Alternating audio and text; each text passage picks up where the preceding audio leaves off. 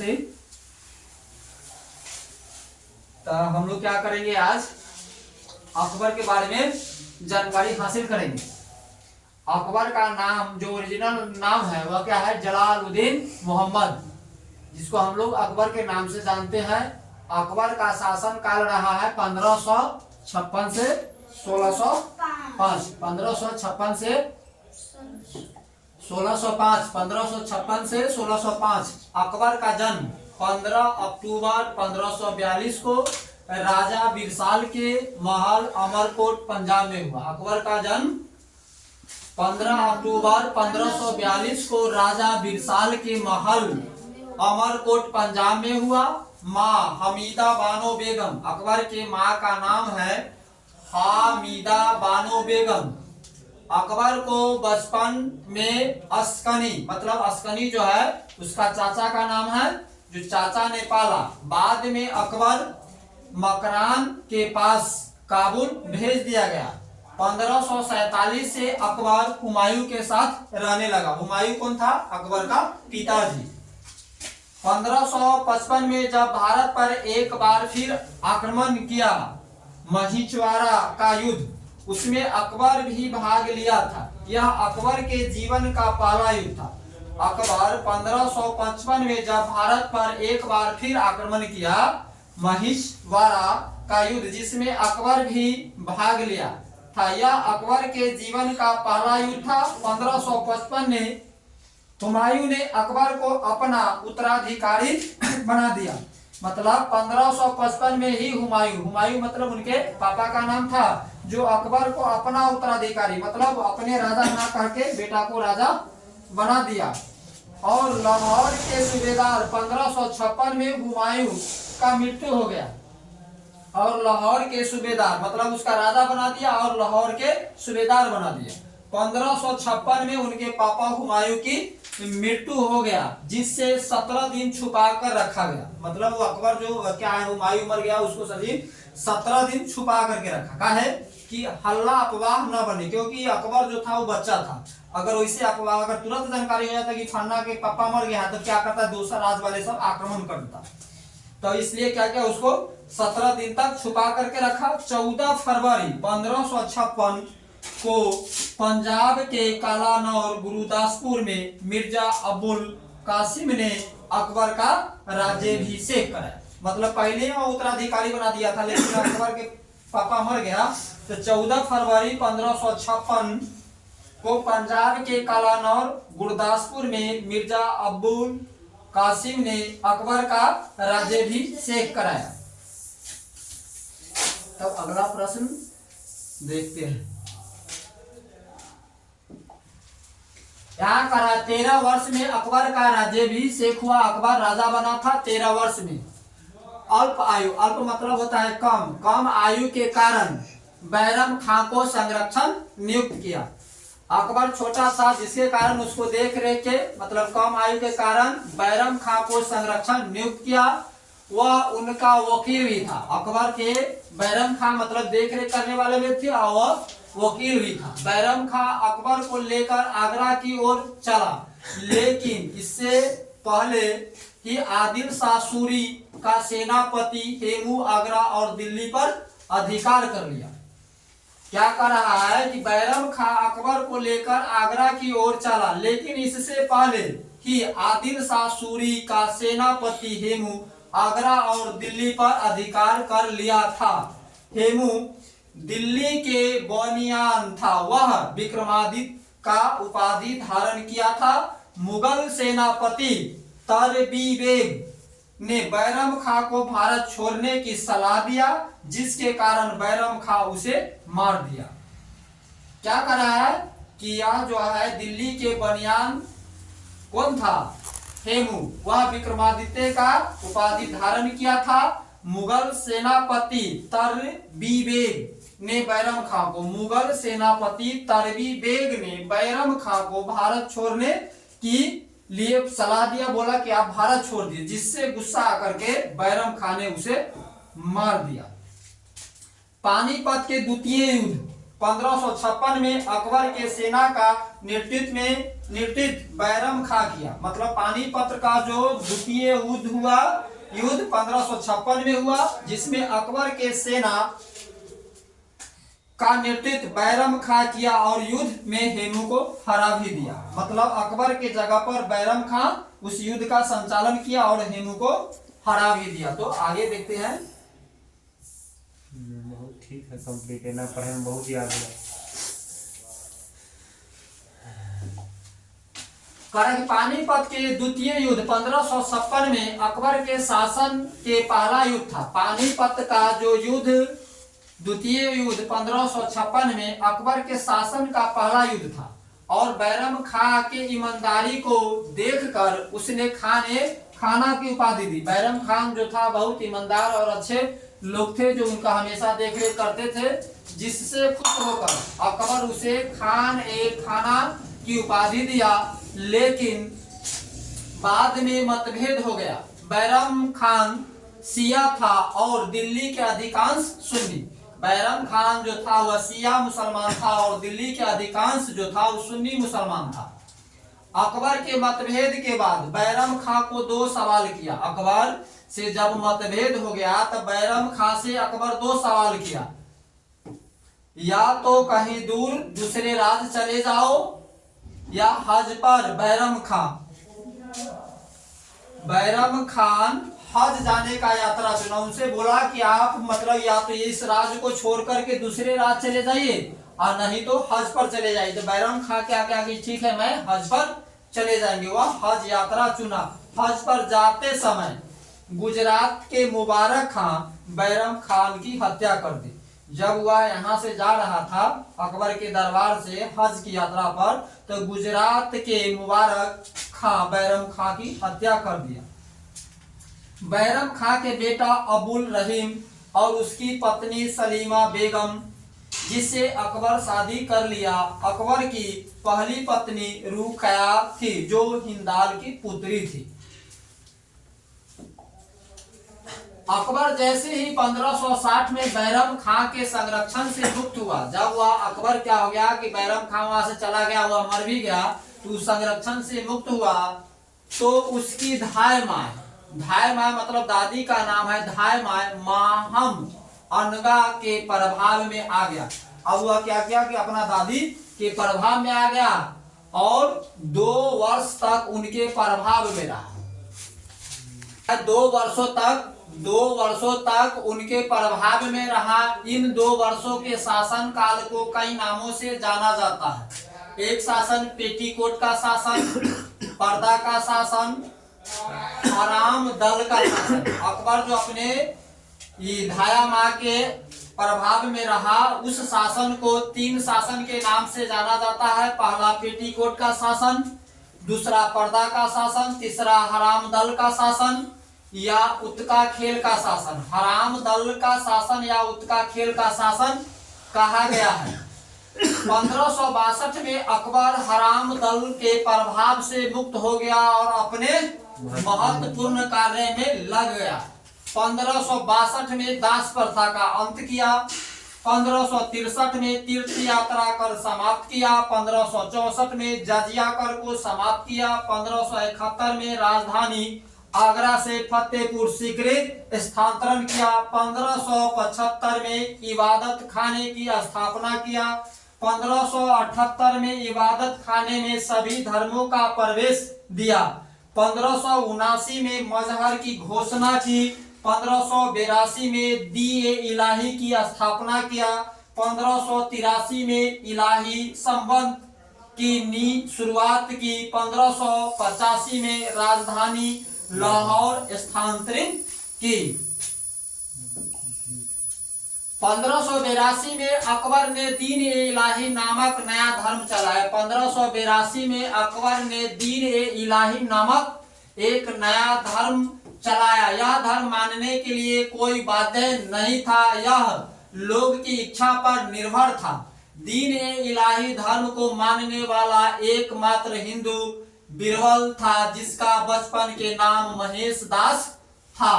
अकबर ने लगन लगान वसूली के आधार पर भूमि को 4 भागों में बांटा। यहाँ होगा लगान। अकबर ने लगान वसूली के आधार पर भूमि को 4 श्रेणी में बांटा।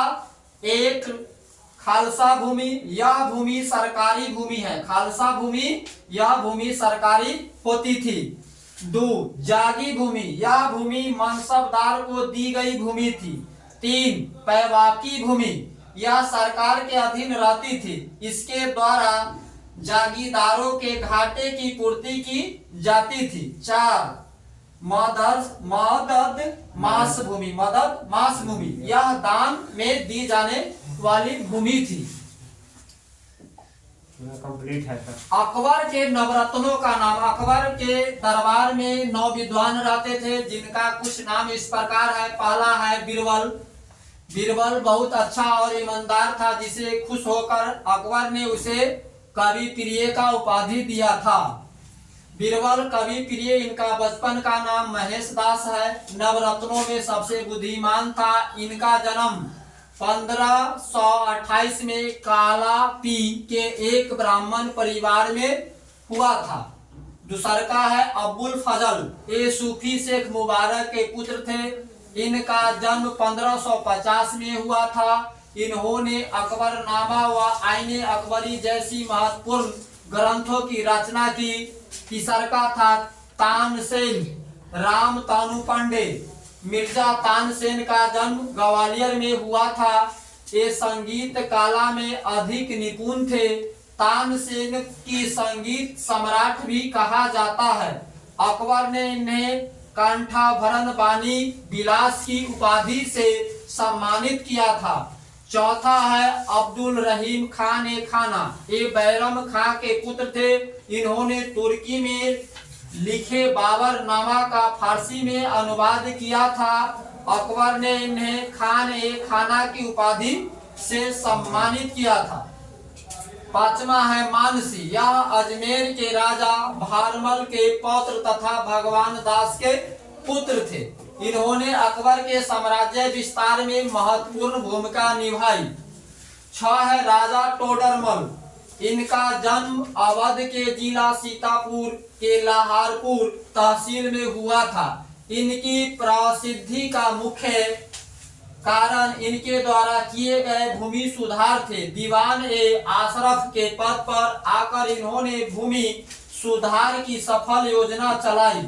7 है फैजी, अब्बुल फजल के बड़े भाई थे। इन्होंने महाभारत व श्रीमद् भगवत गीता का फारसी में अनुवाद किया था। अकबरनामा ग्रंथ की रचना की थी। 8 है फकीर जजुनिया धन या हकीम हुक्का, ये अकबर के निजी हकीम यानी चिकित्सक थे एवं मित्र भी थे। अकबर ने प्रसन्न होकर इन्हें अपने नवरत्नों में शामिल कर लिया था। हकीम हुक्का शाही रसोई खाना के प्रधान थे। 9 है मुल्ला दो प्याजा, यह अपनी बुद्धिमानी व वाकटता के कारण ये नवरत्नों में शामिल किए गए। इनको खाने में प्याज के व्यंजन अधिक पसंद होते थे, जिस कारण इनका नाम अकबर ने मुल्ला दो प्याजा कर दिया। पूरा कंप्लीट है। अकबर के समय भू राजस्व व्यवस्था, जब्ती प्रणाली, भूमि के माप आकार के आधार पर लगान टैक्स निर्धारण व्यवस्था को जब्ती प्रणाली कहते हैं। दूसरा का है कनकुट प्रणाली, उपज के आधार पर रखकर लगान टैक्स निर्धारण व्यवस्था को कनकुट व्यवस्था कहते हैं। आइन ए दसाला, 10 वर्षों की औसत उपज को आधार मानकर लगान टैक्स का निर्धारण आइन ए दसाला कहलाता है। यह लगान निर्धारण की एक औसत प्रणाली है। इसका श्रेय टोडरमल को जाता है। अकबर ने भूमि को उपज के आधार पर 4 श्रेणी में बांटा है। ओजल भूमि, जिसे प्रति वर्ष खेती होती है। प्रति भूमि, 1 वर्ष के अंतराल पर खेती होती है। चाचर भूमि, 4 वर्ष के अंतराल पर खेती होती है।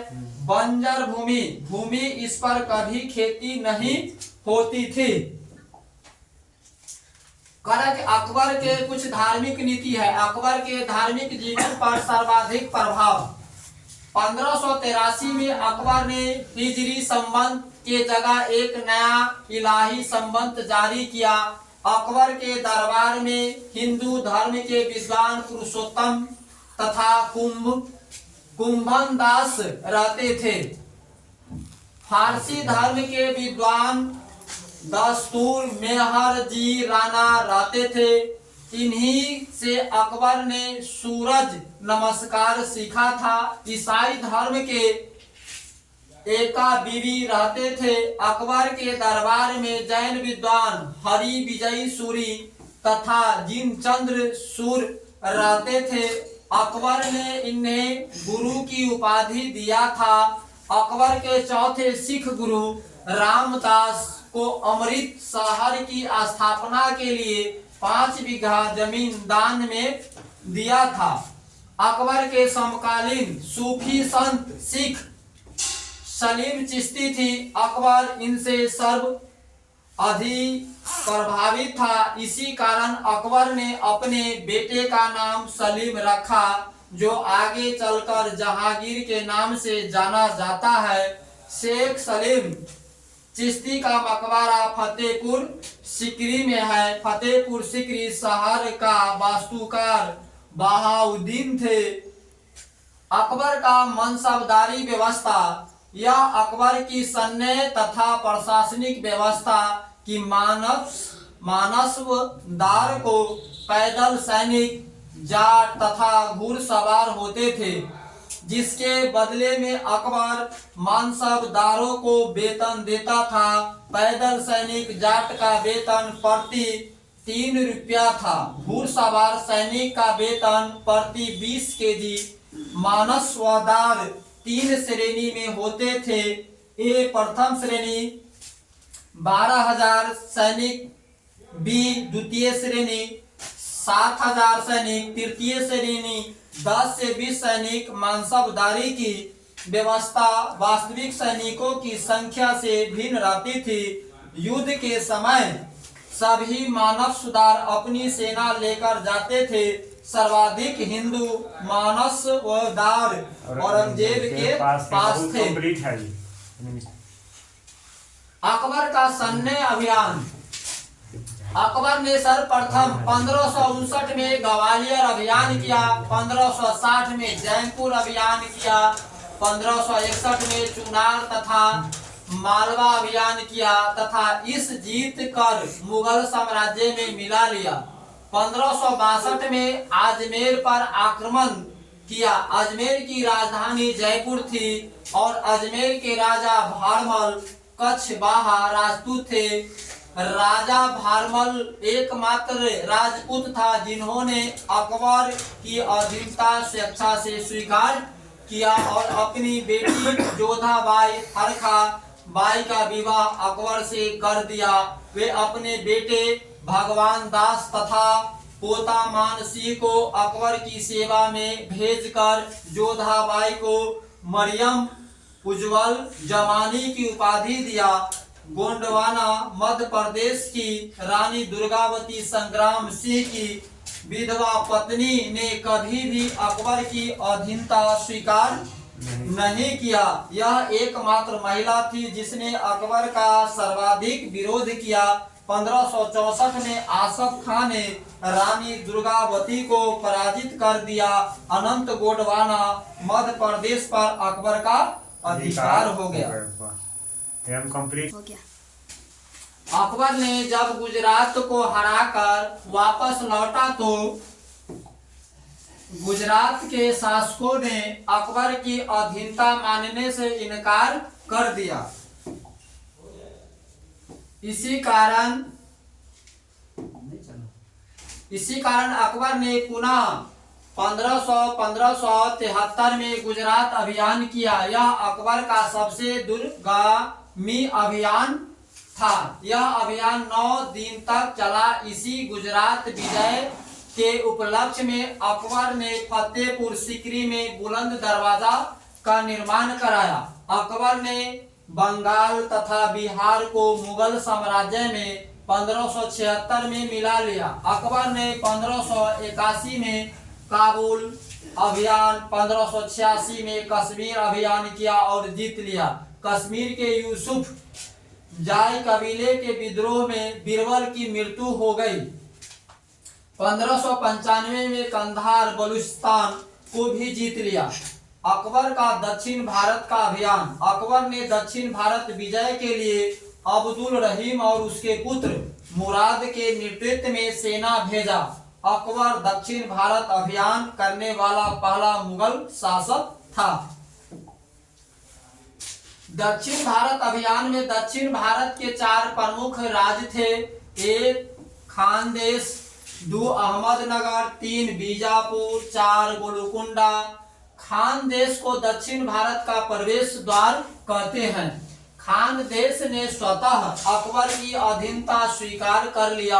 अकबर ने अहमदनगर की शासिका चांद बीबी से युद्ध करके उससे बरार तथा आदमनगर का क्षेत्र जीत लिया। बीजापुर के शासक ने भी अकबर की अधीनता स्वीकार लिया। 1601 में खानदेश ने विद्रोह कर दिया, जिसे असीरगढ़ के युद्ध में अकबर ने विद्रोह समाप्त कर दिया। यह युद्ध अकबर के रिश्वत लेकर जीता था। असीरगढ़ का युद्ध अकबर के जीवन का अंतिम युद्ध था। इस प्रकार असीरगढ़, बीजापुर, अहमदनगर, खानदेश तथा बरार पर मुगलों का अधिकार हो गया। 1602 में जहांगीर ने अपने पिता के विरुद्ध इलाहाबाद में विद्रोह कर दिया। इस विद्रोह को दबाने के लिए अकबर ने अबुल फजल को भेजा, किंतु जहांगीर के कहने पर वीर सिंह बुंदेला ने इनकी हत्या कर दी। 1605 में डायरिया के कारण अकबर की मृत्यु हो गई। अकबर के गुरु अब्दुल लतीफ थे, जो एक योग्य व्यक्ति थे, किंतु अकबर निरक्षर ही रह गया। फिरोज शाह तुगलक को सुल्तान काल का अकबर कहा जाता है। अकबर के दरबार में आगे हम पढ़े हैं कि 9 विद्वान रहते थे, जिन्होंने नवरत्न कहा जाता है। बीरबल एकमात्र हिंदू था, राजपूत। अकबर इन्हें कविराज की उपाधि प्रदान किया था। तान से इनकी प्रमुख रचना मियाँ का टोपी, मियाँ का सारंग, मियाँ का मल्हार, दरबारी कन्हा तथा अकबर इन्हें कंठ भरण बानी विलास की उपाधि दिया। टोडरमल अकबर के दरबार में भूमि राजस्व सुधार थे। टोडरमल अकबर से पहले शेर शाह के दरबार में कार्यरत थे। अब्बुल फजल यह दीन ए इलाही धर्म का मुख्य पुरोहित था। इन्होंने अकबरनामा तथा आईन अकबरी पुस्तक लिखा, जिसमें अकबर की चर्चा है। यह पुस्तक 7 साल में लिखी गई। यह पुस्तक 3 भाग में है। तीसरा भाग आईन ए अकबरी,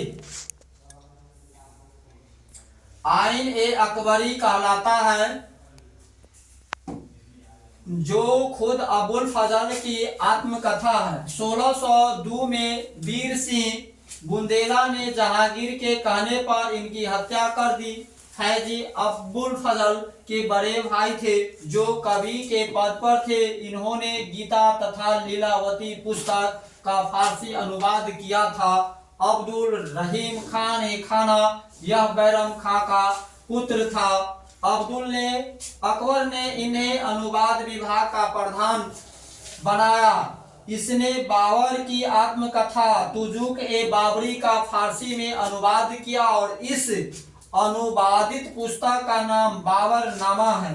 मुल्ला दो प्याजा यह अरब का रहने वाला था, जो प्रमुख व्यंग्यकार मजाकिया था। हकीम हुक्का यह अकबर के दरबार में बावर्ची के पद पर थे। तुलसीदास अकबर के समकालीन थे। अकबर के कहने के बाद भी वह नवरत्न में शामिल नहीं हुआ। तो अकबर के बारे में कुछ इस प्रकार की जानकारी मिला है।